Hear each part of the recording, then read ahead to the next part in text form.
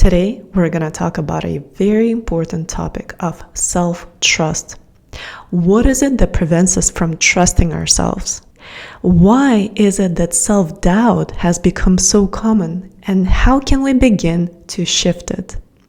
Something that I noticed these days is so many thoughtful, capable people feel more uncertain than ever before.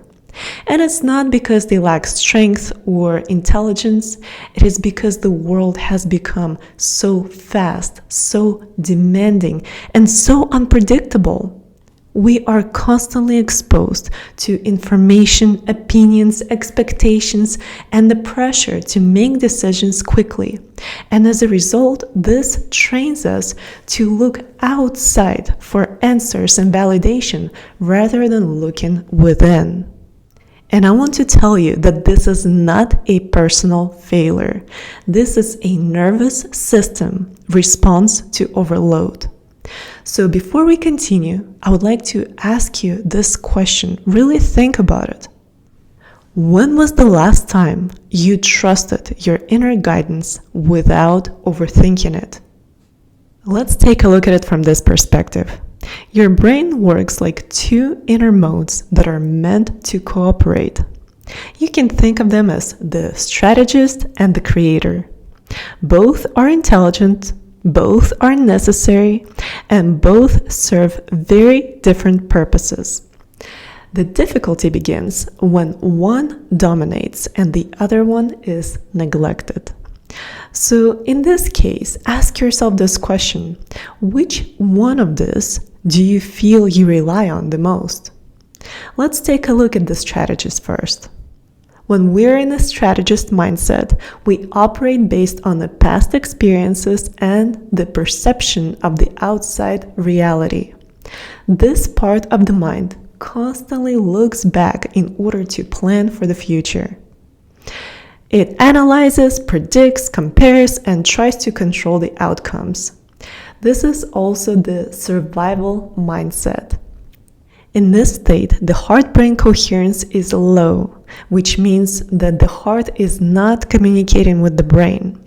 The body's electromagnetic field becomes smaller.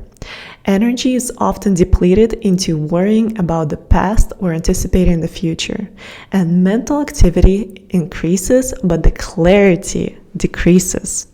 There is nothing wrong with this state. It is how our bodies, our minds protect us, how they help us go through this life.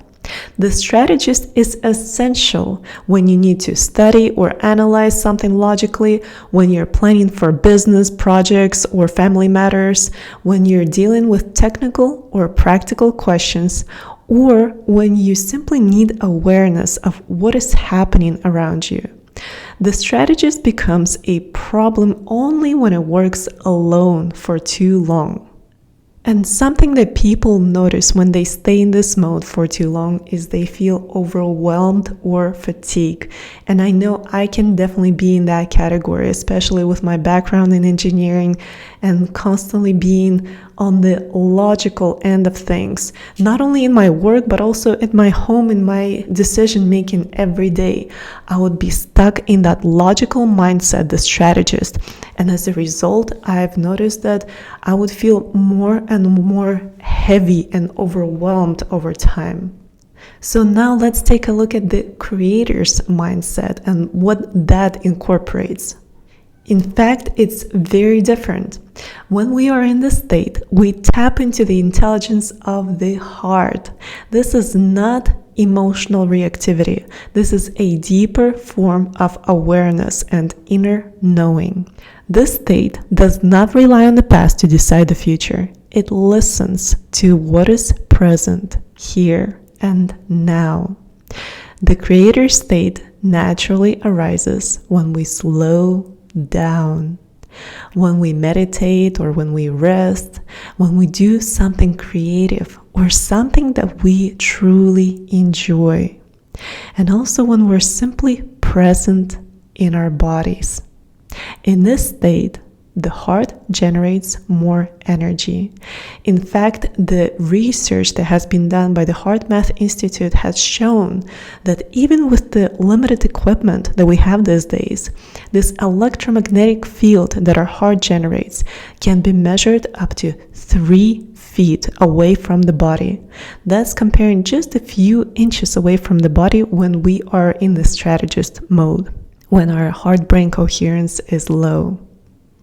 So another thing that happens in this state is the nervous system feels safer because our parasympathetic nervous system becomes more activated, and as a result, this activates more relaxation, more feeling of safety in the body, which means rejuvenation for the cells. Something else that I love about this state is the feeling of inspiration and insight. Have you noticed when you're working on a project for a long time, or when you're trying to solve a problem and you dedicate all of your logic, all of your attention towards this matter and nothing comes to you, and then all of a sudden you let go? You allow yourself to relax, or maybe you do something creative or something that you enjoy, and all of a sudden, boom, the ideas come into your mind. And it seems like, where did it come from? But this has to do with that connection between your heart and your brain. This is when the communication between those two organs becomes the most powerful. And your heart communicates intuitive ideas, thoughts to you. This is where your inner guidance is. And as a result, we also feel more support in this state. We don't even know what to expect, but we feel like we can trust ourselves. We can trust our inner guidance. We can trust that we are being taken care of. This is the state where we don't need to convince ourselves to trust ourselves. It simply happens naturally from within. And at this stage, I would like you to think about what activities make you feel aligned within yourself. What activities help you be in that creator's mode? So why is it that self-doubt is increasing today? The real issue today is imbalance. We live in a world that constantly pulls us into the strategist state. Continuous information streams, comparison and external opinions, urgency and pressure to make decisions quickly, and fear of making the wrong choice. When we don't intentionally return to the creator state, we spend most of our energy planning for futures that we cannot predict. The last several years have shown us how everything can shift in an instant. What we truly have control over is not the future, but how we regulate ourselves in the present moment. Self-trust begins here. Your inner emotional state directly shapes your energy, clarity, and sense of direction. Calm, coherent states support energy renewal and self-regulation, heart-brain coherence, mental clarity and direction, creativity and inspiration, connection to inner wisdom, and parasympathetic nervous system activation. These states reflect your natural condition of well-being. It doesn't mean that there is something wrong with you when you're stressing out.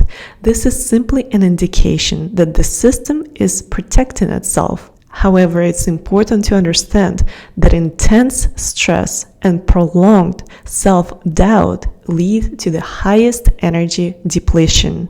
So for every single one of us, it's important to understand how much time we spend in each one of those states and how exactly it affects our everyday decisions, actions, relationships, success at work, clarity of mind, and everything else in life. So how do we actually begin to shift from self-doubt to self-trust? Self-trust doesn't come from thinking hard or from planning better. It comes from learning how to move between those states more consciously. The strategist is used when structure and logic are needed. and the creator is accessed when clarity, inspiration, and truth are needed. Transformation begins when these two work together instead of competing. All of a sudden, self-trust stops being just an idea and becomes a lived experience, something that we actually feel within and know how to reconnect to. And of course, understanding this intellectually is helpful, but understanding alone does not make the change. Your brain and the nervous system need to experience it in order to create new neurological pathways. And in the second part of this video, you will be guided through a drawing experience that introduces neurographica. This is the practice that supports shifting from overthinking into creation, moving from control into coherence, and creating a felt sense of inner trust. You do not need any artistic skills, and there is no right or wrong outcome. All you need for this experience are some black permanent markers and some coloring markers or highlighters, along with a printer-sized piece of paper, just clean white paper. And I also want to tell you that when I first got introduced to neurographica, it absolutely blew my mind. And in fact, it felt like this fireworks within me. Something inside me got reignited, something that was asleep for so long. And finally, it came to life. This was something that I couldn't even describe, but it felt so good. And of course, that also affected my mind with more clarity. And in fact, it even helped me increase my focus and just the way I go through life, the way I make decisions. And that's why I feel so passionate about sharing this practice with you and helping you do the same. So before going into the practice, I would like to ask you a favor. Do not have any expectations of yourself or this process. Just allow yourself to go with it and have fun, enjoy it. And when you don't have expectations, you are opening yourself up to possibilities. Expectations are about controlling the process, controlling the outcome. And when you release expectations, that's when something new becomes possible, something unexpected, something that your brain is not used to. And this is exactly how new neurological pathways are formed. So now click the link below to proceed, and I'll see you on the other side.